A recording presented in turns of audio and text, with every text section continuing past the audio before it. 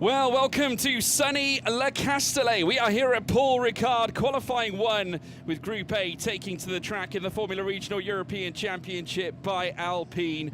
With the air temperature at a staggering 28 degrees, track temperature sitting at 32 degrees with very little car activity already this morning. Formula Regional European Championship by Alpine will be the very first to take to this circuit with conditions that have been very testing for the drivers. Obviously, they've been working hard to try and put some practice times together. It has been quite the weekend, obviously coming off the back of Mugello, where temperatures were highly advanced as well, with many of them looking to try and take as many points as they can. And speaking of points, the gap at the top is starting to shrink ever more. We have still got Rafael Camara at the head of the championship, 179 points to his name, but then a slender gap of 29 is all that separates he and Tuka Tappinen. The Finn, who went back-to-back back at Hungaroring, took yet another win at Mugello, went wheel-to-wheel with Camara as well, which was a pleasure to watch around San Donato, and now they're going to meet once again this time around. Obviously here we have got qualifying about to get underway to certainly decide this grid. Another name that is going to be looking to potentially take pole. One Brando Bador, who has put in a five string of second place finishes in his last 5 races. One must ask, what has he got to do to land a victory here this season? Surely it has to just be only around the corner. This track may well gift it to him, especially given the fact that he's fastest across the weekend in free practice. Collective test 1, he went fastest with a 1:59.183 before then going even faster in collective test 2, pulling together a 1:59.050.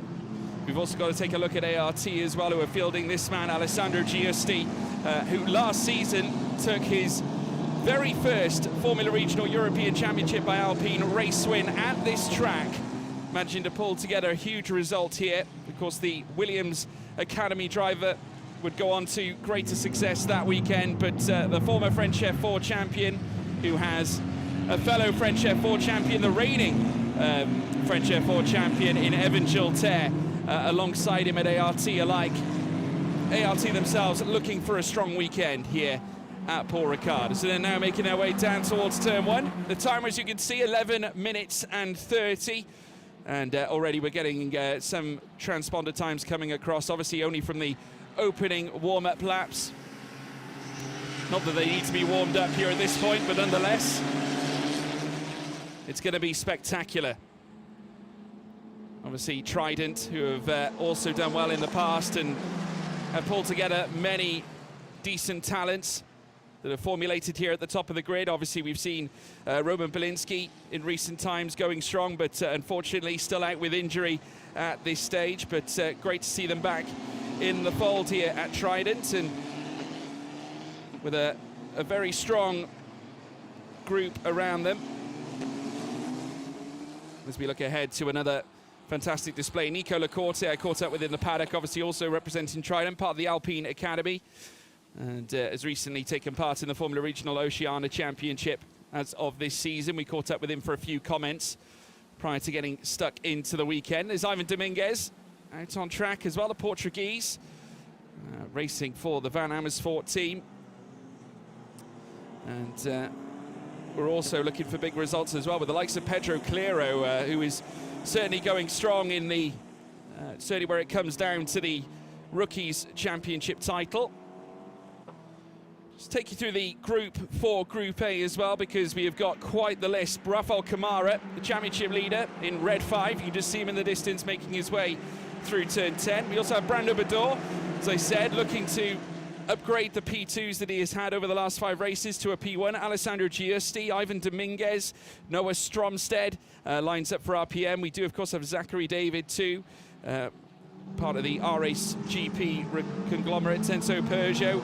Home race weekend here for Sansalok as well.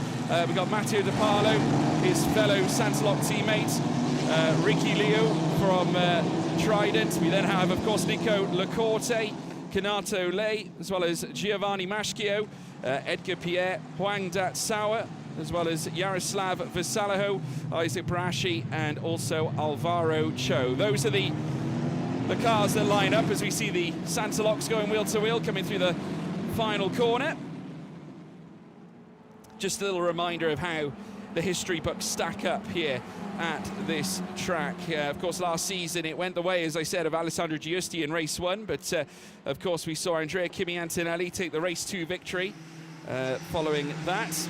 Both drivers, incidentally, starting on pole position for their respective race wins.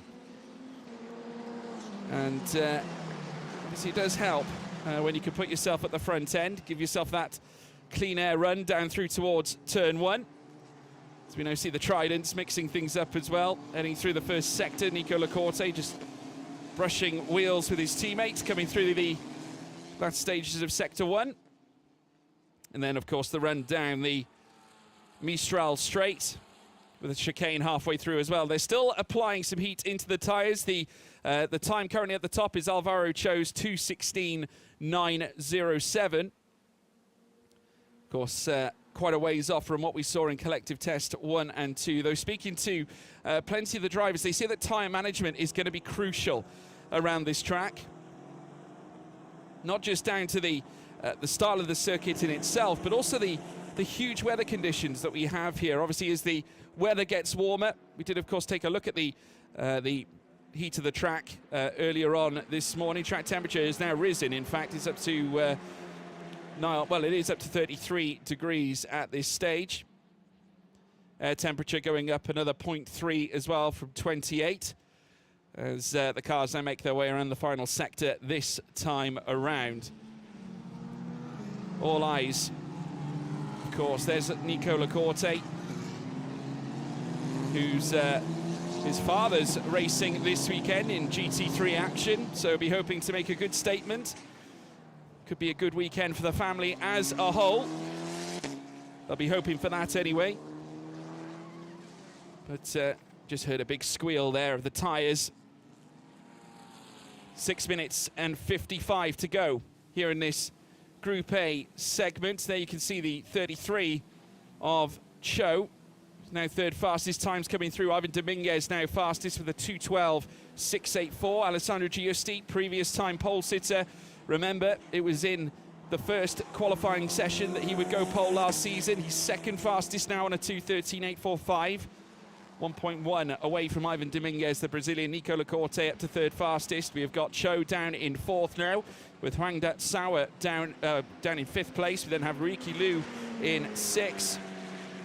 Zachary David in seventh, with Rafael Camara in eighth place. Mathieu De Paulo just behind him, and Enzo Peugeot in 10th. Brando Bador currently sat in 14th, be hoping to push that onwards. I can tell you that Alvaro Cho has just gone purple in the second sector. Camara purple in the first with a 32.682. So Cho now looking for a little extra coming through the final sector this time. Just a little bit bumpy coming through those final couple of corners. He's going to be making his way through Virage Dupont and now powering down the straight. And will then hit the line. Let's see what sort of time he brings to the table. Plenty of improvements there, 11.1 found, and that immediately puts us into the 2:01 realm. 2:01.562 for Alvaro Cho, but Camara purple in the first two sectors. There is red 5 right now. He's pulled together a fantastic 32.682 in sector 1, and following that up with a decent 36.494 in that middle sector as well, and is finding plenty of time here is the Brazilian championship leader. Of course, has amassed together a decent string of wins through the start of the campaign. Opened up his first 4 races with 3 race wins and a second place, as he now flies through Pond Corner and now down the straight. Still more cars coming across. Giusti now losing out to that second place as Nico Lacorte goes up to second. Here comes Camara. Camara goes to the top and immediately jumps into the 1:58. So that's a great effort on his part, and already blowing away the times we saw in free practice, as we now see Noah Stromstead going off track at that point for RPM. Goodness me, we've still got 4 minutes and 20 to go. One has to wonder whether we could see that 1:58 fall even more. Ivan Dominguez has just gone purple in the first sector, so there is still plenty of improvements to come. Nico Lacorte also green in the first sector, as is everybody. Alessandro Giusti, Ricky Liu as well. Rafael Camara has gone purple again in sector 1. Incredible.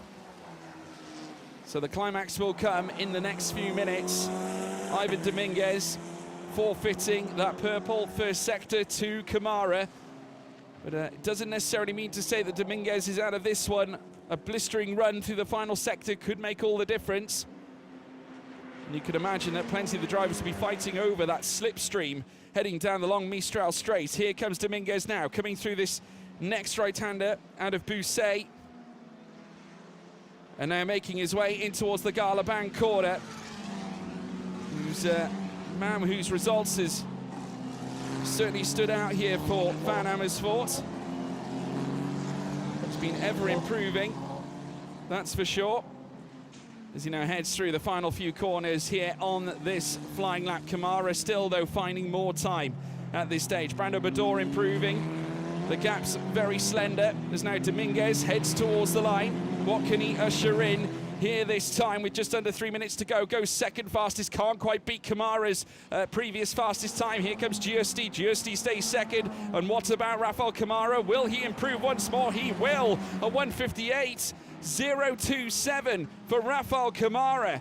Sends him just under 6.5 tenths quicker than Ivan Dominguez, who's now in second. Enzo Peugeot in third place. Incredible stuff. Brando Bador, purple in the first sector at the moment, green in the middle as well. Here comes Bador this time, knocking on the door for a race victory. How about a pole position? Not quite able to jump onto provisional pole, only enough to go second fastest here in Group A behind Camara. He's broken to within 3 tenths. Camara still holding on to that lead advantage.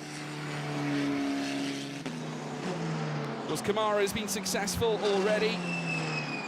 It was actually P3 in the Formula Regional Middle Eastern Championship earlier this year. Finished P3 in it last year as well, alongside the Formula Regional European Championship by Alpine campaign, but seems to have a fond affinity with P3s. He did exactly the same in German F4 and Italian F4 back in 2022.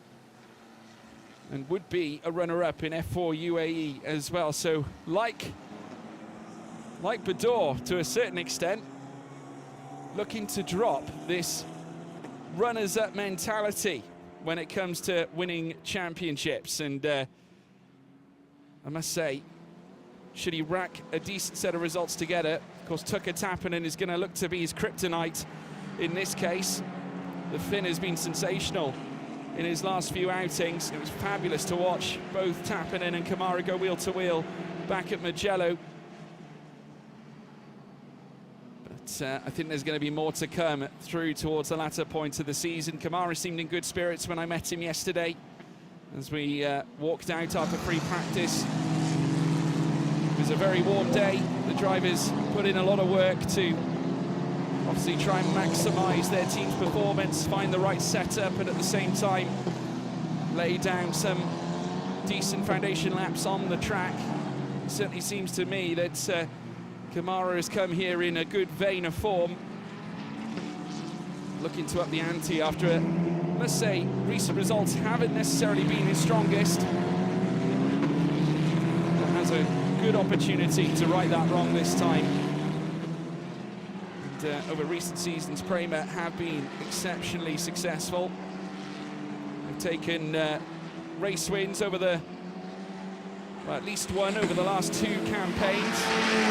Said Andrea Kimi-Antonelli providing one last year, and Dino Beganovic providing one the season before as the checkered flag now comes out here in qualifying. I think a lot of squealing happening further back, but Camara at this stage holds on to the prime result.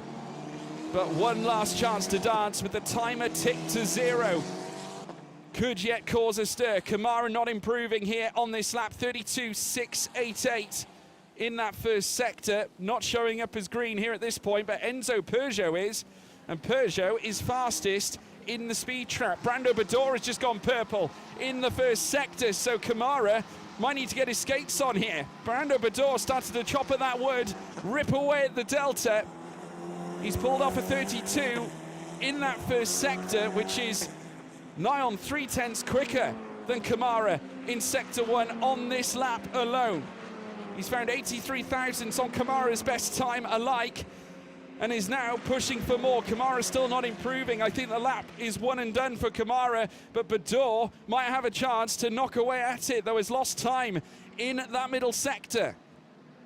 So it's all about the final sector now for Brando Bador. Can he stop Kamara to snatch away that provisional pole prior to Group B going out? The Brazilian might think he has done enough, but all that can be put to rest after we see the cars make their way across the line. Enzo Peugeot also finding time. Kamara coming straight back into the pits, no surprise, but all eyes on whether Brando Bador can chip away and give himself an opportunity here. Here comes Brando Bador now. He's going to take the checkered flag line.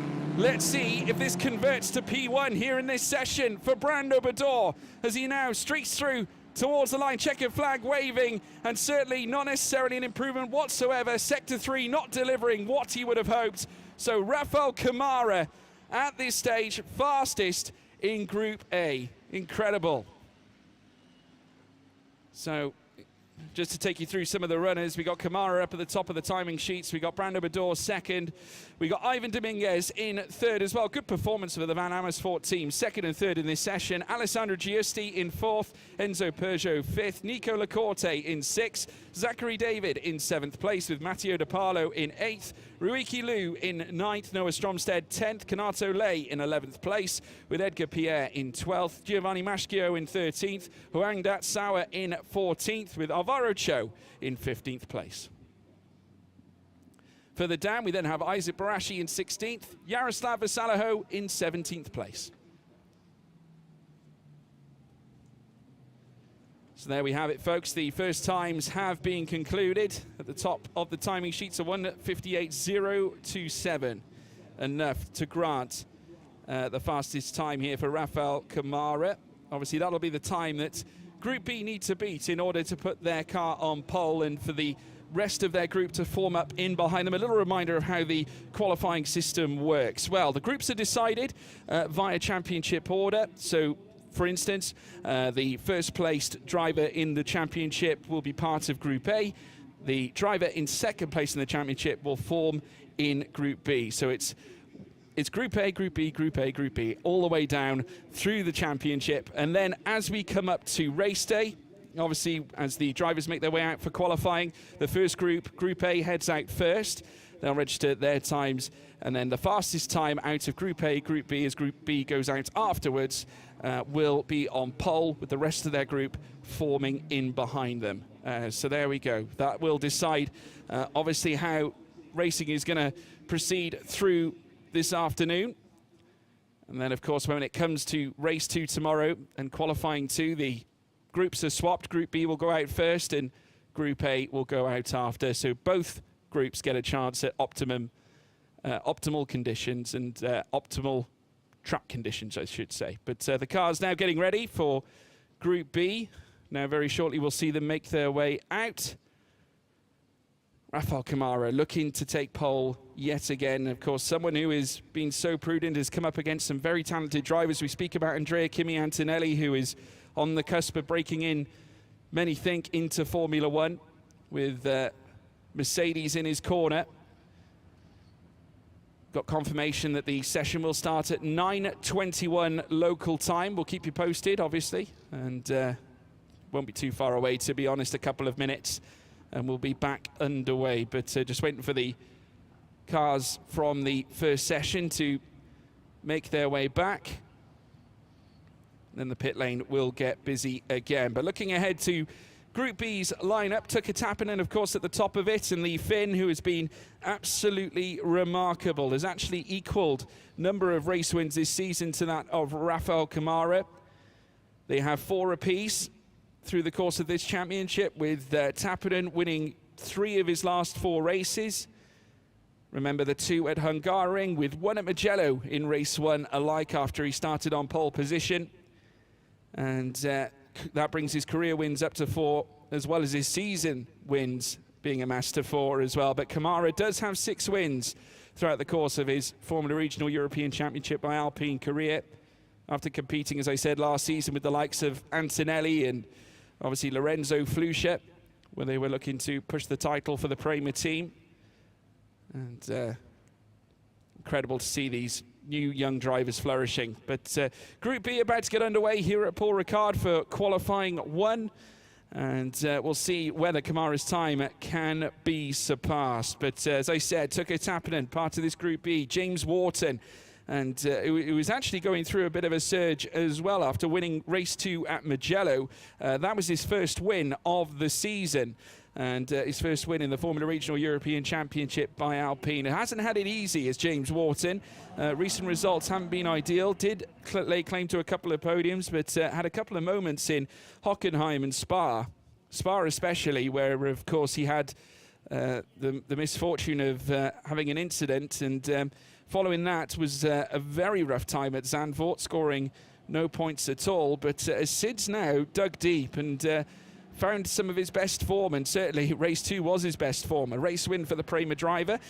We also have, to keep our eyes peeled on, is Pedro Clero, one of the top rookie contenders this season, and another representative for the Van Amersfoort team, who have already placed 2 of their cars in the top 3 of the Group A proceedings. So whether they can push for a little more from Pedro Clero remains to be seen, but there's definitely a huge opportunity for him. Finished on the podium as well last time out at Mugello, finishing 3rd. But all to play for. Evan Gilter, of course, reigning F4, French F4 champion.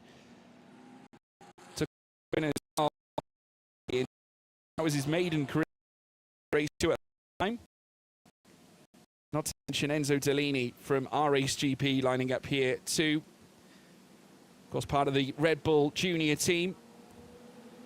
We have Ugo Gachuku, part of the McLaren Junior team alike. Teofil Nile lines up as well as Michael Belov, Nikhil Bora, Valerio Rinicella, Nandavud Birambakti, who we also got a chance to speak to as well. Comes from a vibrant racing family who take part in GT3 action. Of course, his uncle, P.T. Birambakti, raced in GT3s and has done over quite a number of years. Marta Garcia returns too. Iron Dames actually represented twice over here in this particular Group B session, with Marta Garcia lining up with Dorian Pin, who has recently returned to the Formula Regional European Championship by Alpine Grid after falling to illness back at Spa, but she's back, and great to have her back as well. Such a phenomenal figure for women in motorsport, and we got a chance to meet her yesterday, and she was very excited ahead of this Le Castellet weekend. Roman Andriolo as well lines up. Quite a few French drivers here, no doubt looking to strive for a famous result at their own home track. Lena Bula lines up as well with Yuja Gao, also part of this group as well, as the cars now get set to get prepared for their fastest runs. You can just see them there just weaving in and out, just getting those tyres up to the optimal temperature. Leading them down through is Tuka Tapinen, up at the head of the order, placed in a position he's been so used to over the last few rounds. He'll be hoping to do it again, that's for sure. I'll tell you what, you wouldn't say no to it. He's a phenomenal talent. Michael Belov just sat behind him as well, looking to get himself into a position to really attack this session. Vastly experienced Michael Belov, who has been part of the Formula Regional European Championship by Alpine since 2021. He's taken part in the FIA Formula 3 in the Formula Renault Euro Cup Championships back in 2020. Was the Formula Academy Finland champion in 2018 and the SMP F4 runner-up, so carries decent credentials, does Michael Belov, representing the Trident team in place of Roman Belinsky while he recovers from injury. There is Ugo Gachuku, the McLaren Academy talent, reigning Euro 4 champion from last season, who has also had a difficult time results-wise, but also looking to try and regain his best form. He, of course, took a podium back at Hungaroring alike. Came toe-to-toe with Rafael Kamara at Hungaroring as well. Incredible to watch that fight taking place, but he'll be hoping that this weekend might cause a surge in terms of his own prospects. As we now watch as Roman Andriolo makes his way around the circuit alike. We also have racing around Evan Gilter, race winner back at Hockenheimring. So the drivers now get set to bring an end to their first couple of laps. There's Lina Bühler. Also looking for big results too, but drivers still very much focused on getting the optimal temperatures into the car. Track temperature has gone up again by a degree or so. It's now 34.5, with the air temperature now up to 27.7. Not a surprise, obviously, as the day goes on, the hotter it will indeed get. Not a cloud in the sky here at Le Castellet, as we now watch the cars send it through this first sector. Turns 3, 4 and 5, which will then send them in towards sector 2, where they'll then meet turn 6 and turn 7 on the run through towards the Mistral. Ugo Gachukwu purple in the first sector already, but still the drivers firmly focused on getting the tyres warm. There's Ugo Gachukwu up at the front. He's got Enzo Dellini just behind him as well. As far as the times are currently concerned, Tappanen sits on top with a 2:11.187, but we know that that time will not succeed in comparison to Rafael Kamara's 1:58.027, so plenty of work to do. Nikhil Bora registering as fastest in this session so far. But we'd expect those first sector times of a 34.291 to come down quite aggressively. Generally, you'd like to see it at the very least at 32 level, maybe even more. As they now hurry through towards the Bousset out of Scene Corner. Just look at that, almost going 3 wide there. Michael Belov sticking his nose in between both Valerio Rinicella and Ugo Gachukwu. Cars all fighting over track position because, of course, slipstream obviously very effective down the Mistral. So that's what they're all looking for, is that optimal track placing, because while obviously you want to chase for that slipstream, you don't want to get bunched up, because if one driver makes a mistake, it's a domino/concertina effect, which could lead to a little bit of drama, and you certainly don't want that when it comes down to qualifying, where time is of the essence. Speaking of which, we're coming into the final 7 minutes of it now. Tuka Tappanen at the head of this order will now proceed. You'd expect to go out for his first fastest run, shall we say. There's now Rinicella also looks to come out of the final corner at Pont. And down the straight, there's Tappanen. Fellow Ferrari Academy driver to Rafael Kamara screams into the first few corners on this opening lap. Will now beckon his way into sector 2 as he now makes his way out of Virage du Camp. Just see that lighting things up over the curbs, already finding 4.1 seconds in the first sector. And already into that 32.582. We said they need to be in the 32s. That's exactly what Kamara's done. Evan Gilter, however, Frenchman, French F4 champion, has just taken the purple first sector away from Tappanen. So already starting to swap the blows here. ART looking for a big weekend. You just see there the wheel play on part of Tappanen. Flying through the curbs, coming through the mid-chicane at Mistral. The second half awaits as he now looks to stretch in towards Scene Corner. 7.2 found in that middle sector. 36.808. And now a trip towards the Bousset section into the bend door. But Tappanen looking well and truly dialed in. A decent first proper flying run. Nikhil Bora, though, has taken the purple second sector and has just swapped to Michael Belov this time. So no one getting necessarily settled at this stage. And James Wharton has just gone fastest in sector 1 with a 4.2 improvement. on part of the best time set in place by Tucker Tappinen on the previous lap. Let's see what Tappinen brings in though, as he comes through pond corner this time around. 5 minutes and 10 or so to go. Here comes Tappinen up towards the line. Let's see what this time shows. I'm expecting a dramatic shift, and certainly we do. A 1:59.121 already. But you see there the back end just getting a little bit squirrely over the curve, just bouncing a little bit. Slight little bit of porpoising as he now comes out of the Mistral chicane. James Wharton, though, is the one to watch. Another Prema driver looking to perform much like his teammate Rafael Camara did in Group A. He's managed to pull together a decent run in Sector 1 and 2, holds the purple sector times. Michael Belov at the top of the tree, though, after usurping Tucker Tappinen. Rinnicella in third, Ugo Chukwu fourth, Dorian Pin up to fifth. Here comes James Wharton now, strips Michael Belov away from the top. A huge final sector there for James Wharton, 49.397. Rips that purple lap away, so Prema on top once more. And it's a 58.539, still not enough though to take Camara's pole position away from him.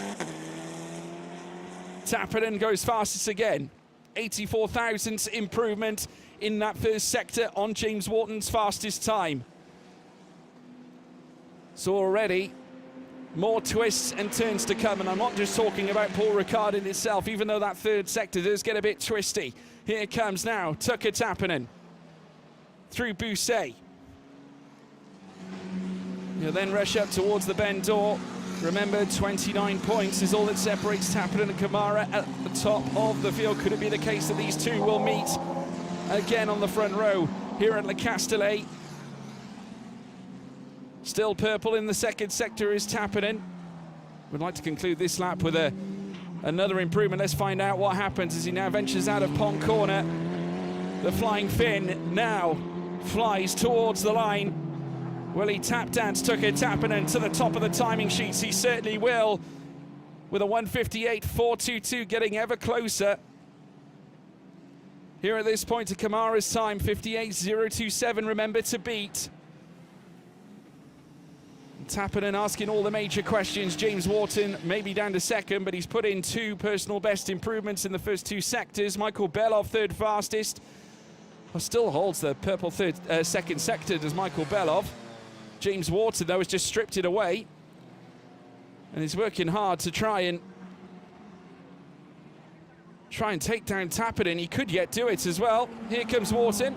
He does take it. James Wharton reclaiming that, that P1 time here in Group B. Still not enough for a provisional pole just yet. Of course, needs to try and get past Rafael Camara's time first of a 1:58.027. But answers back to Tappinen.